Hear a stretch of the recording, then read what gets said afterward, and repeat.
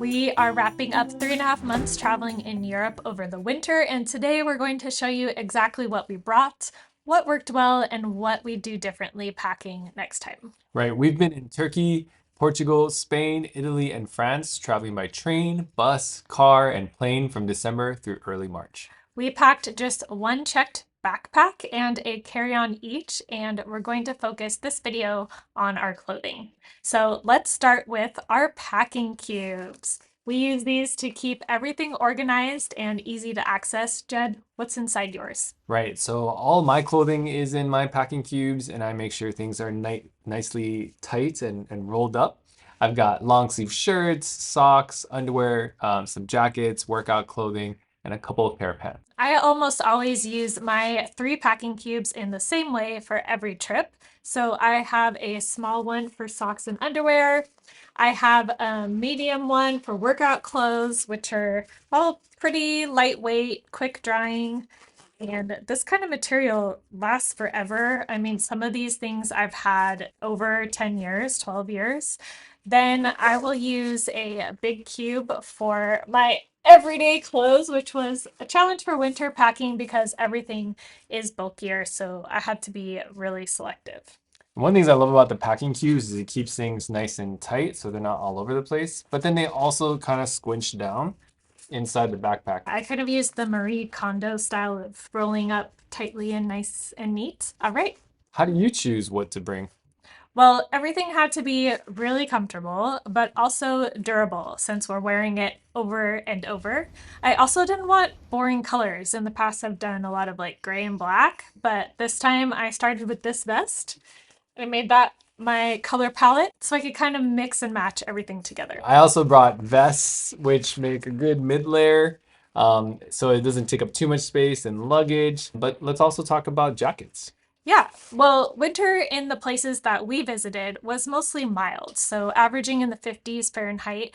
We had a few times that dipped into the 30s and a few days in the mid 70s. We also had to prepare for rain. So we needed our jackets to be multi-purpose, but fortunately we weren't dealing with like snow and really cold conditions. Right. Jed, what did you bring? Well, I have everything to layer up. So, like you start with a base layer and then you add like a mid layer, like the vest, and then you can add like something that's insulating, and then you can add a rain jacket. But one of the things that I realized was when we were in Turkey, it got too cold, like even when I had all my layers.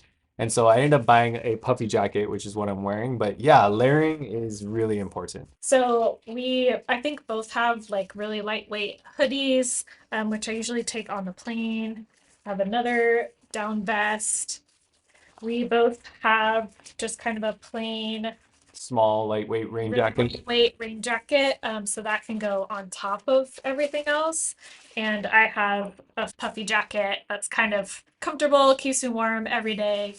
Can wear it all the time. Now, you might be wondering when you see all of the layers that Michelle has, does she wear them all at some point? And the answer is yes. If it's really cold, it would not be surprising to find Michelle being bundled up with 5 or 6 layers. Yeah, I was happy with my jacket choices. I used all of them separately, and sometimes I did use them all at once too. Okay, next we have to talk about shoes. For the first time, we each packed only one pair of shoes for the whole 3.5 months. We actually ended up bringing the same pair. So Jed, can you tell us about the shoes? Right, so these are Columbia Out Dry, which is the waterproof technology, and they have great traction. They're meant for lightweight hiking, but they also looked pretty sharp and fun for casual wear around the town. So they're just really good all around shoes, and we actually even use them for some running, and we found them that they were comfortable enough to do pretty much everything. Yeah, I'm really glad that we went with waterproof multi-purpose shoes. That definitely saved my socks from getting soaked quite a few times. But I also could not have done it without slippers to wear when we're in the house. And we just brought these, like, they pack up real compact. Okay, next up, we have to talk about ex officio underwear because we've had them since we did the Peace Corps in 2012. So, Jed, do you want to share about that? Yeah, it's funny to think about. We've washed it since then. But yeah, they've lasted a long time. They're quick drying. They're just really worth the investment. They're very durable. And I was just telling you recently that only now, after 12 years, I might have to replace them. But 12 years for an underwear, It's pretty darn good. Yeah, mine are all fully intact. All right, now that we've made it through winter, what didn't you use and what would you pack differently next time? Right. So I felt like I packed too many extra sets of things. So too many extra shirts, extra underwear, extra socks, because I didn't trust that we could do laundry as much as we actually did. And also one of the things that you should know, right, is that we're in the wintertime. So you don't sweat as much, you don't get as dirty or smelly as much as you would during the summer times. So I probably didn't need to bring as many things. I also mentioned that I ended up buying this puffy jacket. I thought that with the layers that I brought, I would be warm enough. And there's great stores like H&M, Decathlon, and Uniqlo throughout Europe that have really good, affordable, good quality clothing. So if you need something, that's something to think about. Yeah. The one thing that I bought in Europe was a chunky sweater from Decathlon.